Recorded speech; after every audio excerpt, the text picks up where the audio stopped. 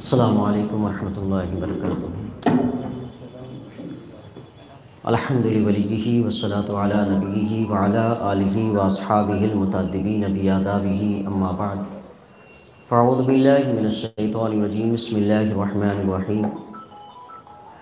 رب هب لی من لدنک ذریۃ طیبۃ انک سمیع الدعاء، صدق اللہ العظیم۔ اللہم نور قلوبنا بالقرآن وزین اخلاقنا بالقرآن وادخلنا الجنة بالقرآن ونجنا من النار بالقرآن۔ قال اللہ تبارک وتعالی فی شان حبیبی وعظمت رسولی، ان اللہ وملائکتہ یصلون علی النبی یا ایھا الذین آمنوا صلوا علیہ وسلموا تسلیما۔ اللہم صل وسلم وبارک علی محمد معدن الجود والکرم وآلہ وبارک وسلم۔ صلاۃ و سلام علیک یا رسول اللہ صلی اللہ تعالی علیہ وسلم۔ معزز سامعین، گزشتہ سے متصل آج کی گفتگو کا عنوان یہ ہے کہ ہمارے درمیان تربیت کے جو طریقے ہیں جس سے انسان کے اندر ایک خوش اخلاقی آتی ہے، اچھا کردار بنتا ہے، اس میں کچھ ایسے طریقے بھی ہم نے اپنی زندگی میں اپنائے ہیں جو مناسب نہیں ہیں، جنہیں تربیت نام نہیں دیا جا سکتا۔ گزشتہ اتوار ہم نے چند پہلو مثالوں کے ذریعے سے بتائے تھے، اسی کو تھوڑا سا آگے بڑھاتے ہوئے آج بھی کچھ پہلوؤں کو اجاگر کیا جائے گا، بتایا جائے گا کہ کون سے ایسی چیزیں ہیں جو ہماری تربیت کے طریقوں کے صحیح طریقوں کے خلاف ہیں۔ یہ بات ہمیں اور آپ کو یاد رکھنی ہے۔ انسان پیدا ہوتا ہے تو پیدا ہونے سے لے کر اس کے انتقال تک ایک کھلا دشمن اس کے ساتھ رکھا ہوا ہے، وہ ہے شیطان، اور اس سے بڑھ کر جو طاقتور ہے وہ ہے نفس۔ یہ دو کھلے دشمن ہیں جو ہر انسان کے ساتھ ہیں۔ یہ کسی لمحہ انسان سے جدا نہیں ہوتے۔ انسان جاگتا رہے، شعور کے دور میں رہے، بے شعوری دور میں رہے، اور عقل مند رہے، پرہیزگار ہو، متقی ہو، پڑھا لکھا ہو، جاہل ہو، گنوار ہو، الف کا بھالا ناتا ہو، ہر شخص کے ساتھ شیطان اور نفس لگا رہتا ہے۔ وہ ہر لمحہ کوشش کرتا ہے کہ اس کو کس انداز سے برائی کی طرف لائیں، اس کو برا بنائیں۔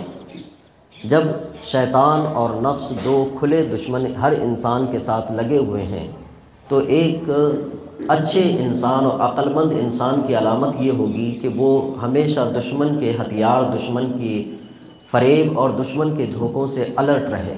وہ کس انداز میں کسی بھی لمحے کسی بھی شکل و صورت کے ساتھ ہمارے درمیان آ سکتا ہے۔ اس کو اتنی طاقت اور قدرت دی گئی ہے کہ وہ انسان کے جسم کے اندر داخل ہو، سوچ میں داخل ہو، ہماری زبان جو چلتی رہتی ہے اس کو پلٹنے کے لیے بھی اس کو اختیار دیا گیا ہے۔ تو بہت زیادہ اس کو اسٹرانگ بنایا گیا ہے، اس کو طاقت دی گئی ہے۔ اس طاقت کے ساتھ فائٹ کرنے کے لیے انسان کو بھی عقل، شعور، دانائی، علم، حکمت اور کچھ اچھے طریقے دیے گئے ہیں کہ اس سے فائٹ کر سکتے ہیں، اس سے لڑ سکتے ہیں۔ تو کسی لمحے میں بھی انسان کو یہ کبھی تصور نہیں کرنا چاہیے کہ میں اب مکمل کامل ہو چکا ہوں۔ وہ کسی بھی، چاہے جس کو عقل کا داڑ آ جائے تب بھی وہ کامل ہو، یوں نہ سمجھا کرے، اس لیے کہ انسان کے آخری لمحے تک شیطان کا تعاقب انسان کے ساتھ ہے۔ تو آخری وقت تک بھی انسان کو ہمیشہ یہ تصور رکھنا چاہیے کہ کبھی بھی مجھ سے کوئی بھی غلطی ہو سکتی ہے، چاہے وہ علم والا ہو کہ بغیر علم والا ہو، سب کے ساتھ یہ پہلو برابر رہا کرتا ہے۔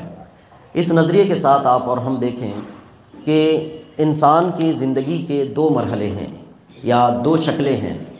انسان کبھی ماتحت ہوتا ہے اور کبھی سرپرست ہوتا ہے۔ ماتحت کا معنی کہ اس کے اوپر کوئی ذمہ دار ہے جو اس سے باس پرس کرے گا، اس سے حساب لے گا، اس سے جو ہے کسی چیز کو طلب کرے گا۔ اور ایک انسان کی حیثیت یہ ہوتی ہے کہ وہ کسی سے حساب لیتا ہے۔ تو حساب لینا اور حساب دینا، یہ دو حیثیت ہوتی ہے۔ بچپن سے لے کر جوانی کا دور ہمارے اور آپ کے درمیان یہ مشہور ہے کہ ہم ماتحت ہیں، کسی کو حساب دینا ہے۔ جب ہم شادی کے دور سے گزرتے ہیں یا ایک بڑے بن جاتے ہیں یا ہمارے نیچے کوئی اولاد ہوتی ہے تو پھر ہم سمجھتے ہیں سرپرست ہے۔ یہ تصور ٹھیک ہے چند جہتوں سے، لیکن انسان ہر لمحہ وہ ماتحت ہے، ہر لمحہ وہ سرپرست ہے۔ اللہ کے رسول صلی اللہ علیہ وسلم نے ارشاد فرمایا کلکم رائن و کلکم مسئول عنہا، ہر شخص ذمہ دار ہے اور ہر شخص کو اپنی ذمہ داری کا جواب دینا ہے۔ کہاں سے ذمہ دار ہے؟ حضور نے ارشاد فرمایا کہ اولاد کے ماں باپ پر حقوق ہیں، ماں باپ پر اولاد کے حقوق ہیں۔ جب حقوق ہیں تو ذمہ دار ہے، اولاد کو بھی اپنا حساب دینا پڑے گا، ماں باپ کو بھی اپنا حساب دینا پڑے گا۔ ماں باپ اس حیثیت سے نہیں ہیں کہ وہ ایک چیف جسٹس ہیں، یا وہ اس حیثیت سے ہیں کہ میں صرف حساب لوں گا اور فیصلے صادر کروں گا، اس کو حساب دینا بھی ہے بحیثیت ماں باپ ہونے کے۔ انبیاء کرام کی دعاؤں کا تذکرہ ہے قرآن پاک میں، وہ دعا کرتے ہیں کہ رب ھب لی من لدنک ذریۃ طیبۃ انک سمیع الدعاء، کہ مولا مجھے عطا کر اپنی جانب سے پاک ذریت، پاک اولاد عطا کر، میں اپنی جانب سے تو عطا کر۔ انک سمیع الدعاء، تو دعاؤں کو قبول کرنے والا ہے، سننے والا ہے۔ اور ایک مقام پر دعا ہے یوں، رب اجعلنی مقیم الصلاۃ، مولا مجھے نماز قائم کرنے والا بنا، ومن ذریتی، اور میری اولاد کو بھی بنا، ربنا تقبل دعا، مولا میری دعاؤں کو قبول فرما۔ یہ دو دعائیں ہمیں اس طرف لے جاتی ہیں کہ یہاں پر پہلی دعا میں انبیاء کرام نے اپنی اولاد کے لیے یہ دعا کی کہ مولا پاک ذریت عطا فرما۔ اگر اس کو یوں لمحے میں سوچا جائے کہ ایک دعا ہے، لیکن یہ دیکھیں کہ دعا کون کر رہا ہے؟ دعا کر رہے ہیں نبی۔ اس کا معنی اور مطلب ہوا کہ نبیوں کی بعثت ہی اس لیے ہوتی ہے کہ وہ لوگوں کی دعوت و تبلیغ کریں، لوگوں کو پاک ستھرا کریں۔ کبھی یوں ہوتا ہے، آسان ہوتا ہے کسی کو پاک ستھرا کرنا، ایک مشکل ہوتا ہے اپنی اولاد کو پاک ستھرا کرنا، یہ مشکل کام ہوتا ہے۔ تو انبیاء کرام نے اپنی اولاد کے لیے دعا مانگی کہ ذریۃ طیبہ، پاک ذریت عطا فرما۔ تو اس دعا سے ایک ذمہ داری کی طرف بھی توجہ جاتی ہے کہ باہر کسی کو دعوت و تبلیغ کرنا، باہر کسی کے نفس کو ستھرا کرنا، باہر کسی کو اسلامی احکامات بتانا، یہ کبھی آسان ہو جاتا ہے، اپنی اولاد کو بتانا بڑا مشکل کام ہو جاتا ہے۔ تو دعا میں یہ اس حصے کو شامل کیا گیا کہ معنی اور مطلب یہ ہے کہ وہ اپنی اولاد کے اوپر دھیان رکھتے ہیں۔ اس سے پہلے دعا ہے کہ نکاح کرنے سے پہلے کی دعا کیا ہے؟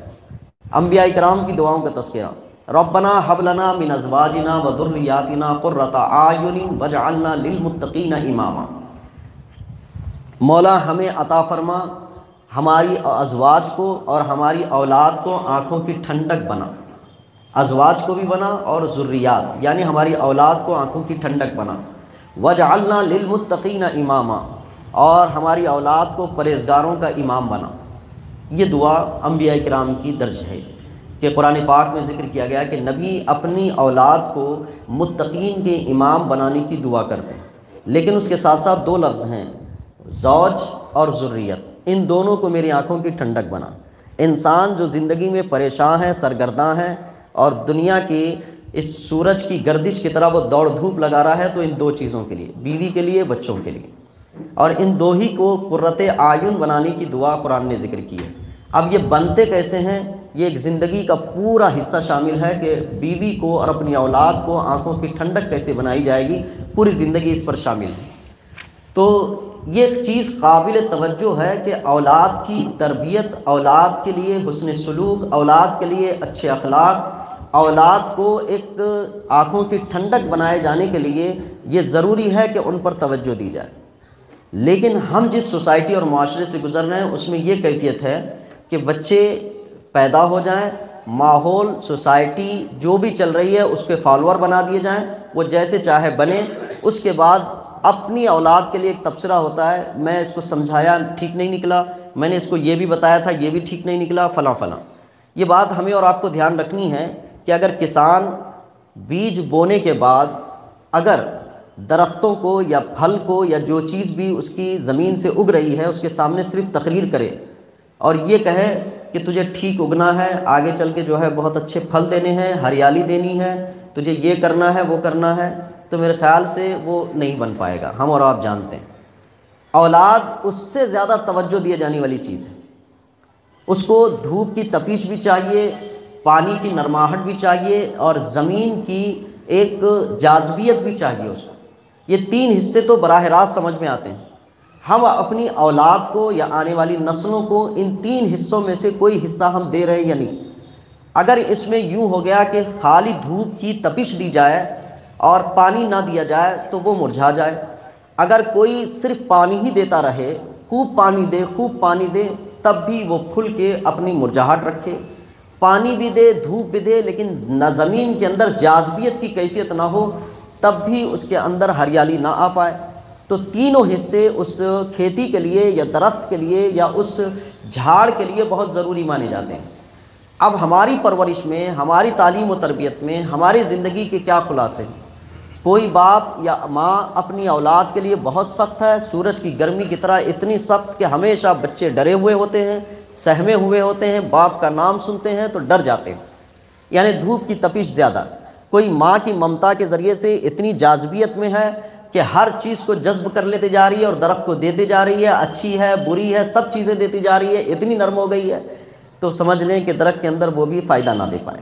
اور کوئی اپنے پیسوں کے ذریعے سے اولاد پہ خرچ کرتا جا رہا ہے، اس کی ہر خواہش پوری کرتا جا رہا ہے، اس کے ہر جائز چیزوں کو لا کے دیتا جا رہا ہے، خوب پانی دیتا جا رہا ہے، تب بھی اولاد کے لیے مشکل بات بنے گی۔ یہ تینوں حصے تربیت کے صحیح عناصر میں نہیں ہیں، ان کو ہر زاویے سے روزانہ کی دیکھ بھال کے ساتھ پرورش کے لیے طریقے اپنانے ہوں گے کہ آج کیا کریں گے، کل کیا کریں گے، پرسوں کیا کریں گے۔ ان ساری تربیت کے عنصر میں تربیت کا زیادہ تر حصہ کس کے حصے میں آتا ہے؟ آپ اور ہم کہیں گے کہ ماں کے حصے میں آتا ہے، یقیناً ماں کے حصے میں آتا ہے، لیکن ماں کے معاملے میں انتخاب کرنے میں ہماری اور آپ کی سب سے پہلی کوتاہی ہوتی ہے کہ جب نکاح ہوتا ہے تو لڑکی کا انتخاب اپنی اولاد کے ضمن میں نہیں ہوتا۔ ایک شاعر تھے اسود انسی، غالباً نام ہے ان کا، انہوں نے شادی کے بعد جب اپنی اولاد تھی تو اولاد کو جمع کر کے انہوں نے کہا تھا بیٹا میں نے تم پر 2 احسان کیے ہیں، ایک احسان تمہارے پیدا ہونے سے پہلے کیا ہے اور دوسرا احسان تمہارے پیدا ہونے کے بعد کیا ہے۔ بچے شعور والی منزل میں تھے، انہوں نے اپنے باپ سے پوچھا کہ کیا وہ احسان ہے جو ہم پر آپ نے کیا؟ اور یہ بات سمجھ آتی ہے کہ پیدا ہونے کے بعد جو احسان کیا وہ سمجھ آتی ہے، پیدا ہونے سے پہلے کیا احسان کیا وہ نہیں سمجھ آتا ہے۔ تو انہوں نے کہا کہ میں شاعر تھا، میری شاعری کی طوطی بولتی تھی، جب میں شاعری کرتا لوگ میرے پاس جمع ہوتے، جب میرے شادی کا وقت آیا تو بڑے بڑے پیامات تھے، ایک سے ایک خوبصورت خاتون تھی میرے حصے میں آنے کے لیے تیار تھی اور میری شاعری کی داد و تحسین بھی دیتی تھی، مجھ پر فریفتہ بھی تھی۔ اس وقت میرا دل چاہا کہ ایک سے ایک خوبصورت لڑکی کا انتخاب کروں، پھر اسی لمحے مجھے خیال آیا کہ مجھے آنے والی اولاد کے اعتبار سے نکاح کرنا چاہیے، تو میں نے ایک ایسے خاتون کا انتخاب کیا جو سانولی ہے لیکن تربیت یافتہ ہے، پھر میں نے اس سے نکاح کیا۔ یہ وہ پہلا احسان ہے جو تمہارے خیال کی بنیاد پر میں نے خوبصورت لڑکی کو چھوڑ کر تمہاری فکر کے لیے میں نے ایک نیک خاتون سے نکاح کیا، اور دوسرا احسان یہ ہے کہ میں نے اس خاتون کو تربیت کے لیے ساری اجازتیں دے دی کہ تم جو چاہے اچھے سے اچھا کرو لیکن میرے بچوں تربیت میں کوئی کمی نہیں آنی چاہیے۔ یہ دوسرا احسان ہے۔ تو تربیت کے پہلے عنصر میں ماں کا دخل بہت ہوا کرتا ہے اور اس کا انتخاب ہمارے پاس سب سے پہلے مفقود ہے۔ میں اپنے معاشرے کی یہ تصویر اس لیے پیش کرنا چاہ رہا ہوں کہ ہمارے پاس بگڑے ہوئے کے بعد اس کو سدھارنے کے حل آتے ہیں، لیکن اگر کوئی اچھی چیز لکھی جائے تو وہ اچھی ہی چیز ثبت ہوتی ہے، لیکن اگر کوئی برا لکھے پھر اس کے بعد اس کو اچھا کرنے کے لیے کہے تو 2 کام ہو جاتے ہیں۔ ایک یہ ہوتا ہے کہ پہلے اس کو میٹو پھر دوسرا لکھو، یہ بڑا مشکل کام ہے، اور ہم اسی کلچر سے گزر رہے ہیں کہ بچپن سے لے کر جوانی تک بچوں کو بالکل کھلا چھوڑ دیا جاتا ہے، پھر اس کے بعد ان کی تربیت کے چکا ہوتا ہے، وہ سب کچھ کر چکا ہوتا ہے، تو اس کے بعد اب پوچھنے آتا ہے کہ اب کیا کریں ہم۔ تو پہلے سادے تختی پر لکھ، اب اس کو میٹ کر نئی بات لکھنے کی بات آ رہی ہے، تو اس پر اسی لیے اگر سوسائٹی اور ہماری معاشرت کو ایک اچھی تصویر دینا ہو، اچھی شکل دینا ہو، اس کو اچھے فریم میں لانا ہو تو ابتدائی سے اس کی کوشش کرنی ہوگی۔ اعلیٰ حضرت عظیم البرکت رحمۃ اللہ علیہ نے اولاد کے حقوق اور اولاد کی پرورش کے معاملے میں روشنی کی قندیل کے نام سے کتاب تحریر فرمائی، جس میں 60 نکات ذکر کیے ہیں۔ کہ ان 60 نکات پر عمل کرتے ہوئے اپنی اولاد کی اچھی تربیت ہوگی، دوسرے حصے میں جائے گی تو وہاں سے بھی سوسائٹی کی ایک نئی تصویر بنائی۔ یہ ایک پورا سسٹم ہے، اس سسٹم کو چھوڑ اور اس طریقے کو چھوڑ کر جن طریقوں کو ہم اپنانے جا رہے ہیں اس میں ہمارے لیے یہ مشکلات درپیش ہوں گی اور ہمیشہ رہیں گی۔ اولاد کی تربیت، فرینڈ سرکل جو بھی بناتا ہے، چوتھا اس کی مذہبی چیز، یہ 4 جگہ سے انسان تربیت لیتا ہے، یا یہ 4 چیزیں انسان کے اوپر اثر انداز ہوتی ہیں۔ یہ 4 چیزیں ہی انسان کے اندر تبدیلی لانے کے لیے ایک مؤثر حیثیت رکھتے ہیں۔ حیثیت سے دینا نہیں چاہتے، اس لیے کہ دینے کے لیے سب سے پہلے اپنے کو کاربند کرنا پڑتا ہے۔ تو انسان خود کے لیے کاربند نہیں ہونا چاہتا، اولاد کو اچھا بنانا چاہتا ہے۔ یہ وہ پہلا پہلو ہے جو تربیت کے لیے خود ہی کھلا چھوڑنے کے برابر ہے۔ اب ماں باپ سے بندہ نکل جاتا ہے تو اسکول کی طرف جاتا ہے۔ اسکول کی کنڈیشن یہ ہے، 4 حصے اسکول کے ہوتے ہیں، ایک بچے کے اوپر ماں باپ، دوسرا اب وہاں سے اٹھتا بیٹھتا ہو، کوئی اچھی تحریک مومنٹ یا کوئی ایک آرگنائزیشن دیجیے جہاں سے اس کو اٹھنے بیٹھنے کی صورت مل سکتی ہو، تو وہاں سے بھی یہ اپنے بچہ 4 چیزوں کے اثرات لے سکتا ہے۔ ایک آدمی 4 کے توجہات کو بھی ترتیب میں لا سکتا ہے اور 4 کبھی پورے ترتیب میں لا سکتے ہیں۔ ہم اپنی سوسائٹی اور کلچر کو دیکھیں کہ اگر یہ کردار نہیں ادا کر رہے ہیں تو ہماری ذمہ داری بنتی ہے۔ میرے آقا کریم صلی اللہ علیہ وسلم ارشاد فرماتے ہیں، کسی باپ کے لیے اس سے زیادہ بہتر کوئی چیز نہیں کہ اس نے اپنی اولاد کو اچھا ادب سکھایا ہو، اس سے بہتر کوئی چیز نہیں، اچھا ادب۔ ہماری گفتگو چل رہی ہے تربیت پر، تعلیم پر ہماری گفتگو نہیں، ہمارا پورا فوکس تعلیم پر ہے، تربیت پر نہیں۔ اور میں آپ کو لازماً لکھ کے دے دیتا ہوں، 100 آدمی تعلیم یافتہ ہو، ان میں سے 2 بغیر تربیت یافتہ ہو، تو وہ 2 بغیر تربیت یافتہ 100 آدمی کو بگاڑنے کے لیے کافی ہے۔ آپ سمجھ لیجیے، ہمارے ملک کے لیے جو آج حکمراں بیٹھے ہوئے ہیں، آپ ان کو کیا کہیں گے؟ پورے ملک کو تباہ کرنے کے لیے کافی ہے۔ تربیت یافتہ 2 خالی، میرے استاد کہا کرتے تھے تعلیم پر 30% توجہ دو، تربیت پر 70% توجہ دو۔ آج ہم 90% تعلیم پر توجہ دینا چاہتے ہیں، 10% تربیت پہ دینا چاہتے ہیں۔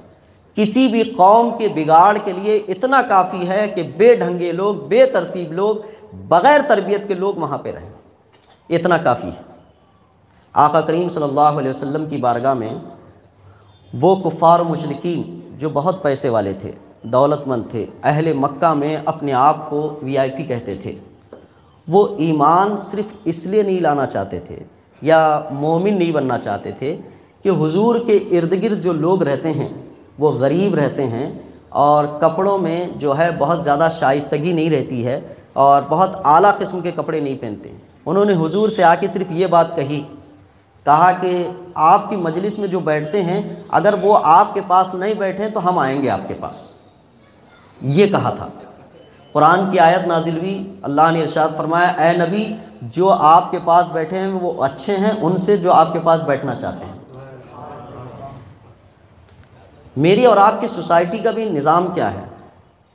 یہی نظام ہے کہ آج جو ہمارے پاس پڑھے لکھے لوگ ہیں وہ مذہبی جلسوں میں مذہبی سیکھنے کے لیے نہیں جانا چاہتے۔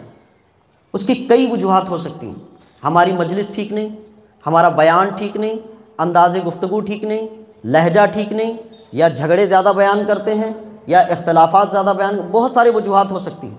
لیکن انہیں ان وجوہات میں یہ وجہ بھی تلاش کرنی ہوگی کہ اسلام میری مذہب ہے، میرا دین ہے، مجھے ان میں سے کوئی چیز کہیں نہ کہیں تو تلاش کر کے لینی پڑے گی۔ اگر میں لباس کو، نشستوں کو، جگہوں کو، ان چیزوں سے اوائڈ کروں گا تو اصل دین جو ملنا ہے وہ مجھ سے دور ہو جائے گا۔ یہ ان کو سوچنا پڑے گا۔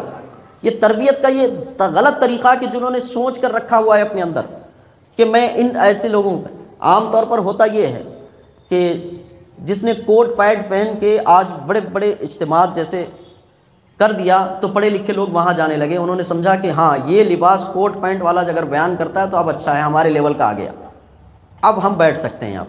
کرتا پائجامہ جبہ پہن کے آ گیا، امامہ باندھ کر آ گیا تو یہ ہمارے لیول کا نہیں ہے۔ تو میں کہوں گا کہ تھوڑے طبیعت کو بدلیں اس چیز سے کہ اسلام لینے میں یا دین لینے میں ایسی طبیعتوں کو نہ پیدا کریں، یہ تربیت خلاف ہے۔ گفتگو میری کہاں سے کہاں تک چل رہی تھی؟ تو ایک تھا خوف دلانا، 3 میں سے کوئی نہ کوئی خوف اپنی اولاد کو دلائیں۔ خدا کا خوف، اگر یہ خوف آ جاتا ہے تو باقی خوف کی کوئی ضرورت نہیں۔ اگر خدا کا خوف نہیں دلا سکتے ہیں تو ماں باپ کا خوف، ماں باپ کا اگر خوف نہیں ہے تو معاشرے اور سوسائٹی کا خوف۔ یہ اگر 3 خوفوں میں سے کوئی خوف کسی بچے کو نہیں ہے، اس کے کرمنل ہونے کی ضمانت ابھی سے لے آؤ، کرمنل ہو جائے گا وہ، اس لیے کہ کرمنل کے پاس یہ تینوں چیزیں نہیں ہوتی۔ اس کو سمجھایا صرف اسی سے جاتا ہے، بیٹا تم ایسا کرو گے تو ماں باپ کی عزت خراب ہوگی، اس کو پرواہ نہیں ہے اس کی۔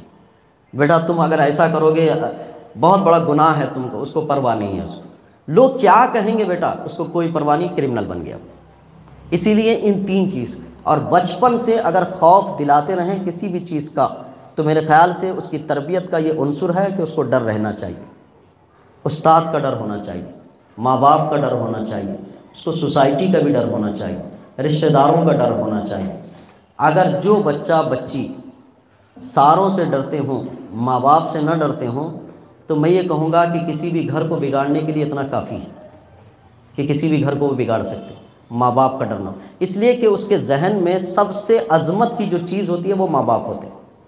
جب بڑی عظمت کی چیز ماں باپ کا ڈر اس کا نکل گیا تو جتنے بھی ڈر آئیں گے وہ کمتر ہی ہوں گے، نیچے والے ہی ہوں گے، اور سوسائٹی ہو، دوست احباب ہو، سب ہو، اس کے نیچے والے ہی ہوں گے۔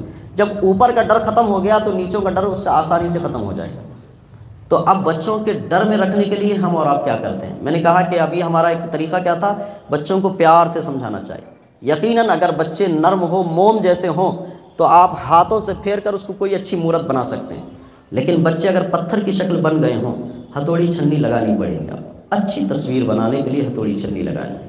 اور اب ایک کہاوت ہم نے سنی تھی بچپن میں، ابھی تک پڑھنے کو نہیں ملی، لیکن وہ کہاوت ایسے بیٹھ گئی ہے جیسے حقیقتاً وہی ہو سکتا ہے حقیقتاً بھی ہو، کہ ہمارے استاد کہتے ہیں کہ بدن کے جس حصے پر استاد کی چھڑی پڑتی ہے جہنم اس کو نہیں چھوتی۔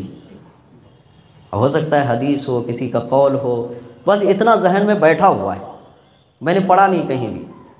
تو اس موقع سے جہاں جہاں ہمیں چھڑی پڑی ہے اب بھی یہی احساس ہے کہ جہنم اس کو نہیں چھوئے گی، اتنا احساس ہے۔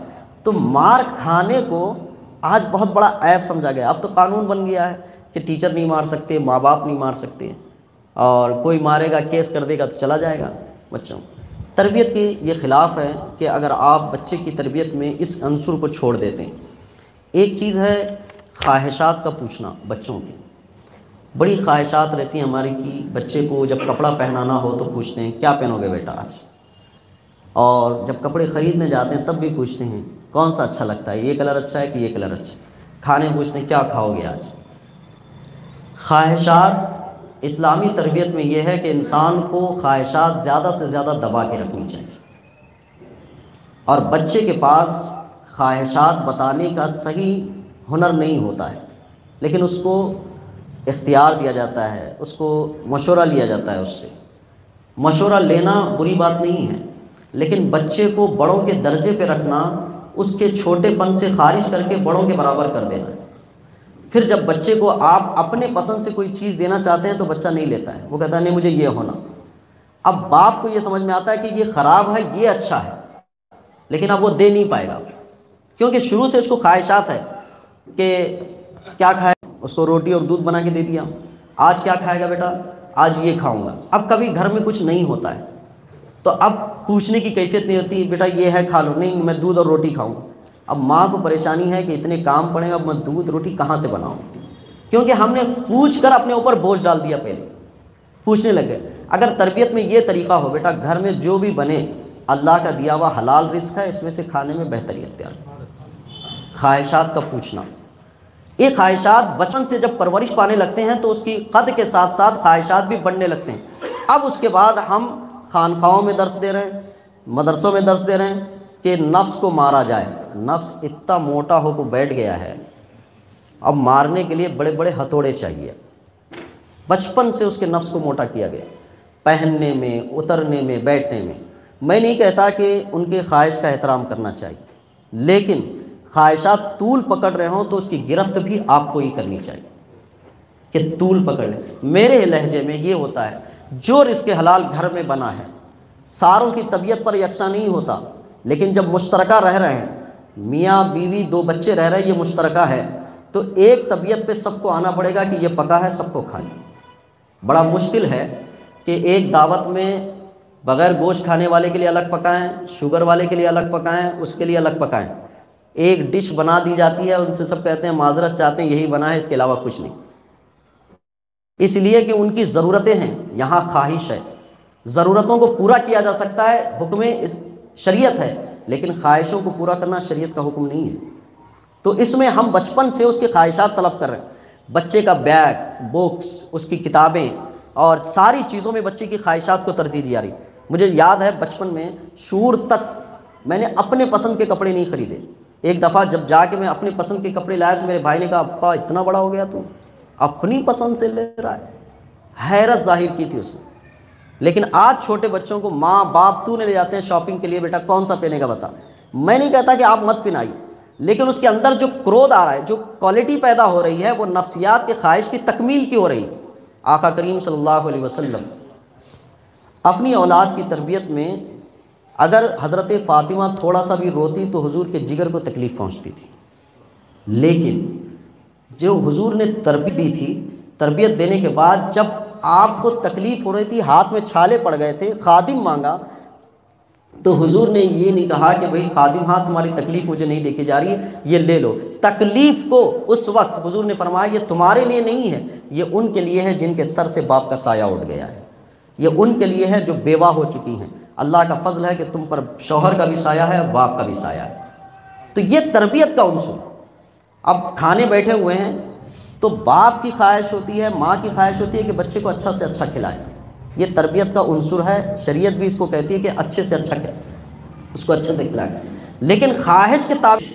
اور اس تربیت میں یہ کیفیت تھی کہ حضرت امام حسن رضی اللہ تعالیٰ عنہ، تو حضرت امام حسن رضی اللہ تعالیٰ عنہ کہا کہ کبھی دستر پر ایک آدھ دو چیز ہی ہو تو میں اس لیے نہیں بیٹھتا کہ اگر میں بیٹھوں میرا جی چاہے اور وہی چیز میری ماں کو چاہے تو کہیں ایسا نہ ہو کہ خاطر وہ اپنا حق چھوڑ دے۔ تو میں چاہتا ہوں کہ اپنے سے زیادہ اپنی ماں کو ترجیح دوں۔ یہ تربیت کب آئے گی؟ یہ تربیت کب آئے گی؟ خواہشات کی تکمیلات سے نہیں آئے گی۔ خواہشات کا روکنا، نفس کو مارنا، یہ بھی تربیت کا حصہ ہے۔ جو مل گیا اس کے کھانے کی عادت بنائے۔ آپ اچھا سا اچھا لائیں لیکن عادت بنائے، بیٹا دستر پہ آج یہی ہے، اس کو کھانے پہ اکتفا کر لو، آج یہ رزق حلال ہے، حرام میں نے نہیں لایا، حلال لایا ہے، اس کو حلال کو کھاؤ، اس میں اچھا لگے تم لے لو۔ ماں باپ اپنے سے اوپر اس کو ترجیح دیں، یہ تربیت کا عنصر ہوگا۔ لیکن یہ کہ آج کیا کھائیں، آپ گھومنے بھی جاتے ہیں تو بچوں کو جو پوچھتے ہیں آج کیا ہے، کیفیت یہ ہے۔ ایک بڑے لطیف کی بات آئی تھی کہ جب چھٹیاں ہوتی ہیں تب بھی پوچھا جاتا ہے کہ اب چھٹیاں کہاں گزاری جائیں گی، تو بچوں کی الگ الگ مختلف رائے ہیں، اپنی اپنی سوچ کے حساب سے وہ اپنی جگہ بتاتے ہیں۔ تو ایک شخص نے کہا کہ مجھے جمہوریت میں کیا ہوتا ہے، میں نے اس وقت سمجھا بچپن میں کہ جب والد صاحب نے پوچھا کہ چھٹیاں کہاں گزاری جائیں گی تو میرے گھر کے زیادہ تر لوگوں نے کہا تھا کہ نانی کے پاس گزاریں گے، تو مجھے پتہ چلا گیا کہ جمہوریت اسی کو کہتے ہیں، جہاں تعداد زیادہ ہو گئی ادھر ہی چلتی۔ تو یہ جو خواہشات ہوتی ہیں، خواہشات ہمیشہ بچوں کی تربیت کے حساب سے دینی چاہیے کہ اس کی یہ پروان نہ چڑھے، آگے چل کے وہ خواہشات کیا کرے گا، جیسی کالج ہوگا ابو مجھے گاڑی دلاؤ، اب آپ خواہشات پوری کریں گے، جیب ساتھ نہیں دینا چاہتا ہے، حالات نہیں ہے کہ اب اس کو گاڑی دلائیں، سب کھا رہے ہیں، نہیں سب آ رہے ہیں میرے دوستان، میرے کو نہیں ہے، میرے کو ہونا، اب یہاں خواہش پوری کرنا بھاری پڑ رہا ہے۔ تربیت تو کی تھی شروع سے خواہشات پوری کرنے کی، تو یہ ایک غلط عنصر ہے، تربیت اس سے بہتر نہیں ہو پائے گی، آپ کی ہاتھ سے نکلنے والی۔ دوسری اور ایک تربیت کے عنصر میں ہے کہ بچوں کو تکلیف سے دور رکھنا۔ ہر آدمی چاہتا ہے کہ بچوں کو تکلیف نہ ہو، لیکن کچھ تکلیفیں ایسی ہیں جو انسان کی زندگی کے ساتھ ہیں، اگر یہ تکلیف نہیں دی جائیں گی تو یہ جا کے دوسروں کو تکلیف دے گا۔ کیسے؟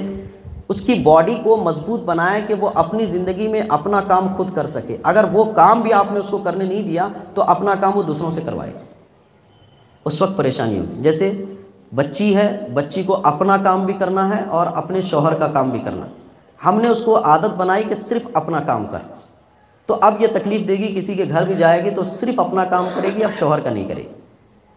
اس کو ہم نے تکلیف مانا دیا ہے، یہ تکلیف نہیں ہے، اس کی زندگی کا حصہ ہے۔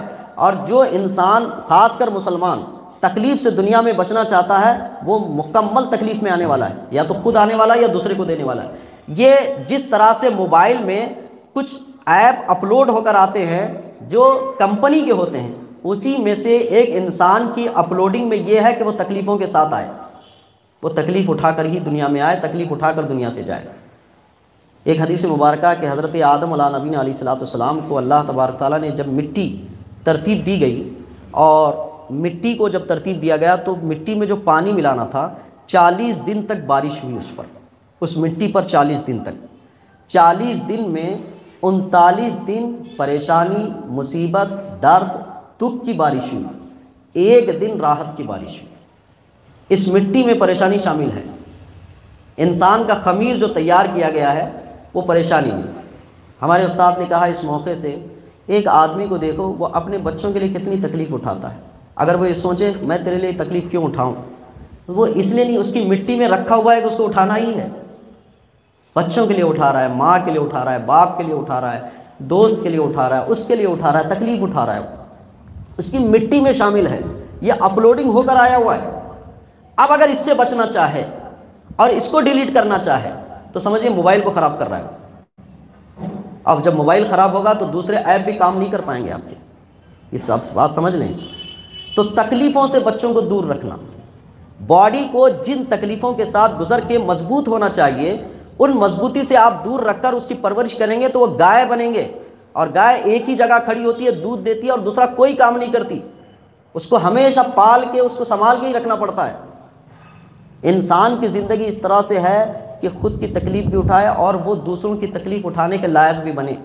اب پھر ہم تقریریں کر رہے ہیں، دوسروں کی مدد میں آئیں، کام میں آئیں، فلاں آئیں، جب اپلوڈنگ ہی جو اس نے ڈیلیٹ کر کے رکھ دی ہے تو اب کہاں سے ہوگا؟ بات سمجھ آ رہی ہے اس کی؟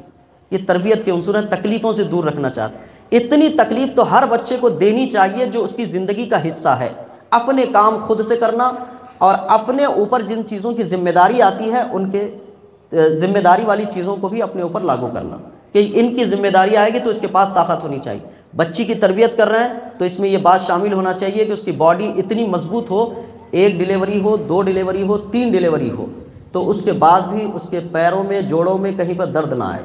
یہ تربیت آپ کو کرنی پڑے گی، ورنہ آج جتنے ہاسپٹلس ہیں سب کی کہانیاں جمع کر لیجئے، بچیاں جوان ہونے کے وقت میں خون کی کمی کے معاملے میں بار بار جا رہی ہیں، اور 1-2 ڈیلیوری ہونے کے بعد فوراً جو ہے اس کے بعد ڈاکٹروں کے پاس جا رہی ہیں کہ جوڑوں میں درد ہے، ان میں درد ہے، ان میں درد ہے۔ اب وہ شاعر کا شعر ہی میں پیش کر سکتا ہوں کہ آئینہ گرد گرد کیسا ہے، یہ چہرہ زرد زرد کیسا ہے، کام جب گھٹنوں سے لیا نہیں تو گھٹنوں میں یہ درد کیسا ہے۔ کام گھٹنوں سے لیا ہی نہیں اور پھر درد شروع ہو گیا۔ یہاں کیفیت یہ ہو کہ ان کو مضبوط بنانے کے لیے بھی فکر ہو۔ 6 پیکس بنانا ضروری نہیں ہے ہمارے پاس، لیکن خود کے کام کرنا ضروری ہے، دوسروں کے بوجھ اٹھانے کی طاقت ہونی چاہیے۔ تو تکلیفوں سے دور رکھنے کے بعد وہ انسان خود میں تکلیف میں آئے گا، دوسروں کو بھی تکلیف میں لائے گا۔ اب صورتحال یہ ہوگی کہ بغیر پیدل چل کے وہ نہیں چل پائے گا، اس کو گاڑی چاہیے۔ اب گاڑی چاہیے تو گاڑی، اس کا بھاڑا چاہیے، اس کا کرایہ چاہیے، اب آمدنی بھی بڑھانا چاہیے، آمدنیاں کم ہو رہی ہیں، سارے سسٹم اسی سے جڑے ہوئے ہیں۔ آپ موبائل کی اپلوڈنگ کے ایپ اگر ڈیلیٹ کر دیتے ہیں تو سارے سسٹم میں فرق آنے والا ہے، لیکن انسان کے پاس ان ساری چیزوں کو جمع کر کے سوچنے کی کیفیت ہی نہیں، وقت نہیں ہے ہمارے پاس۔ تو یہ تربیت کے غلط عنصر ہیں۔ بہت ساری باتیں میں نے جو اس میں جوڑ رکھی تھی، چند باتیں آج ذکر کر دی ہیں۔ نبی کریم صلی اللہ علیہ وسلم نے اپنی اولاد سے محبت بھی بہت فرمائی ہے اور اپنی اولاد کو تربیت بھی بڑی فرمائی۔ حضرت زینب رضی اللہ تعالیٰ عنہا، حضور کی بڑی بیٹی، جو حضور کے اعلان نبوت کے 10 سال کے بعد پیدا ہوئی۔ حضرت زینب رضی اللہ تعالیٰ عنہا جب ہجرت کر کے مدینہ آ رہی تھیں تو کفار نے روک لیا، ہجرت کرنے نہیں دینا چاہ رہے۔ جس اونٹ پر سوار تھیں تو کفار نے اس اونٹ پر نیزہ مارا، اونٹ گر گیا، حضرت زینب رضی اللہ تعالیٰ عنہا بھی زمین پر گر گئی۔ آپ حمل سے تھیں، پریگننٹ تھیں، وہ حمل اس کے گرنے کی وجہ سے گر چکا، ساقط ہوا۔ جب گرا تو مدینہ تشریف لائیں ہجرت کر کے، تو حضور نے نم آنکھوں سے حضرت زینب کی فضیلت بیان کی کہ یہ وہ میری بچی ہے کہ جس نے ہجرت کرنے میں میری مدد کی اور اتنی پریشانیوں کو اٹھایا۔ ان مصیبتوں کو اٹھایا، فضیلت میں بیان کیا، مصیبتوں کو اٹھانے کو فضیلت میں بیان کیا، اور آج ہم فضیلت بیان کرتے ہیں میری بچی کو کوئی تکلیف نہیں، کوئی مصیبت نہیں، کوئی نہیں، میں نے سب سیٹ کر کے رکھا ہوا ہے۔ یقین مانیں اس کا سیٹ ہوگا، اس کی وجہ سے دوسروں کو جو مسائل ہوں گے وہ کوئی نہیں بتائے گا، اس نے کتنوں کو تکلیف دی ہے، اپنے کام خود کو۔ آپ اس سے سبک دوش ہو رہے ہیں، اس کا مطلب دوسرے کو ٹینشن میں دے رہے ہیں آپ۔ میں ٹینشن لیتا نہیں، دیتا ہوں، بڑا برا کام کرتے ہیں آپ، اس کو فضیلت میں نہ بیان کریں، کبھی خراب کام کر رہے ہیں آپ۔ یہ چیز دوسروں بیان کی ہے، لیکن جو تربیت ہمیں لانی چاہیے وہ ہے، دیکھیے خود تفصیل کیا ہے، عزت نفس کہتے کس کو؟ خودداری کا معنی یہ ہے کہ بلا ضرورت کسی کے سامنے اپنی کوئی حاجت نہ پیش کرے۔ عزت نفس شکر ہے، یہ کیفیت ہو گئی کہ اللہ کا شکر پہلے تھے، اب کہتے ہیں جیسی ہی کیفیت پوچھا نہیں بس شکر ہے اور کچھ نہیں ہے، تو شکر گیا، شکر آ گیا، تو یہ جو گیا شکر آ گیا، تو یہ جو عزت نفس ہے، خودداری ہے، ایثار ہے، قربانی، دوسرے کے لیے کچھ کرنا، یہ چیز اپنائیت کو اپنانا، اپنے لوگوں میں اپنائیت کو اپنائیں۔ میرے حضور نے ارشاد فرمایا تم میں بہترین وہ ہے جو اپنے گھر والوں میں بہترین ہے۔ اور آج ہماری کیفیت یہ ہے کہ ہم اپنے گھر والوں میں بہتر نہیں، باہر والوں کے لیے بہت کچھ ہے، باہر والوں سے تعریفات کے ایسے ایسے جملے ہیں، متقی، پرہیزگار، خوددار، عزت نفس، سب کچھ ہے، لیکن گھر کے ماحول میں جو حقوق ہمارے بنتے ہیں ان کی رعایت ہمارے پاس ہے، ورلڈ کی نیوز ہمارے پاس ہے، گھر کی نیوز ہمارے پاس نہیں۔ اسلام ہمیں یہاں سے شروعات کرنے کا حکم دیتا ہے۔ تو تربیت کی چند باتیں میں نے آپ تک پہنچائی، امید ہے انشاءاللہ پھر کسی موقع سے اس کو اور کنٹینیو کرتے ہوئے چند باتیں اور ذکر کی جائیں گی۔ اللہ مجھے آپ کو اسلامی تعلیمات اور تربیت کے حصے میں زندگی گزارنے کی توفیق عطا فرمائے۔ السلام علیکم ورحمۃ اللہ۔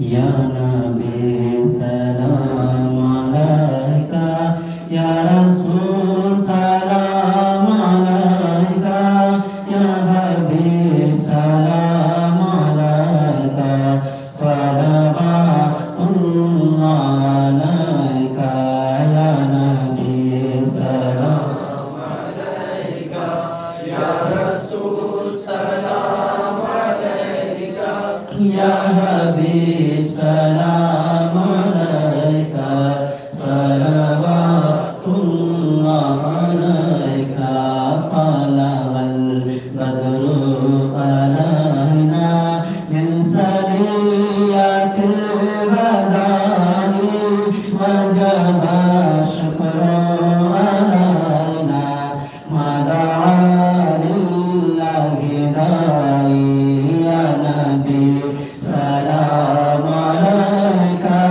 یا رسول سلام علیکہ، یا حبیب سلام علیکہ، صلوات اللہ علیکہ۔ آپ کا تشریف لانا وقت بھی کتنا سہانا، جگمگا اٹھا زمانہ، ہوگا تیتھی ترانا، یا نبی سلام علیکہ، یا رسول سلام علیکہ، یا حبیب سلام علیکہ، صلوات اللہ علیکہ۔ جب نبی پیدا ہوئے تھے، جب نبی پیدا ہوئے تھے، سب برکت پر کھڑے تھے، رب ظلم پر لگے تھے، باادب کہہ رہے تھے، یا نبی سلام علیکہ، یا رسول سلام علیکہ، یا حبیب سلام علیکہ، صلوات اللہ علیکہ۔ السلام علیکم ورحمۃ اللہ۔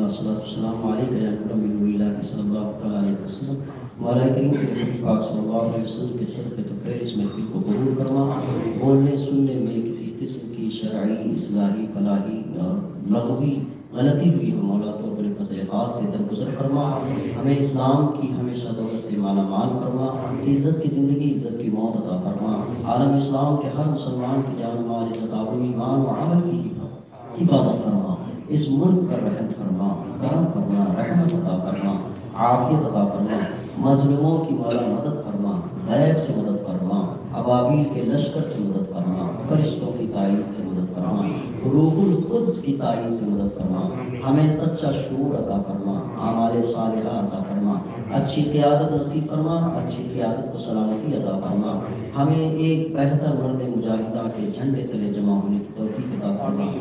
اپنے حقوق کو حاصل کرنے کے لیے ہمت و توانائی عطا فرما. مولا مضبوط بازو عطا فرما، فکر کو ہمیشہ جمع فرما. مولا جو مظلوم آج احتجاج کی شکل میں بیٹھے ہیں مولا ان کی فریاد رسی فرما. اس ملک پر سب پر رحم فرما.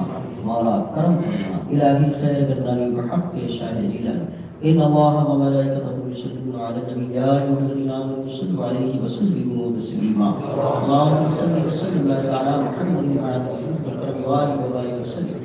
سبحان ربک رب العزة عما یصفون وسلام علی المرسلین والحمد للہ.